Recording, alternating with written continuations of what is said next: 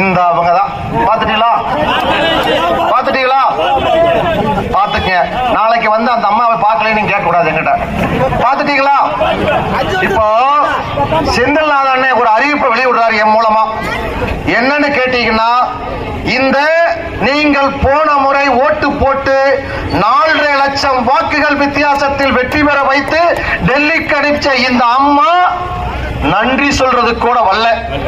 இந்த அம்மா எங்க ஊருக்கு இந்த அம்மா வந்துச்சுங்க, ஜெயிச்சதுக்கு அப்புறம் எங்க ஊர்ல வந்து நலத்திட்டம் எல்லாம் செஞ்சுச்சு, எங்களுடைய குறையெல்லாம் கேட்டுச்சுன்னு யாராவது அந்த அம்மா எத்தனை மணிக்கு வந்துச்சு, என்னைக்கு கிழமைக்கு வந்துச்சுன்னு சொன்னா செந்தில் அறிவிக்கிறாரு 50,000 ரூபாய் பரிசு. 50,000 ரூபாய்.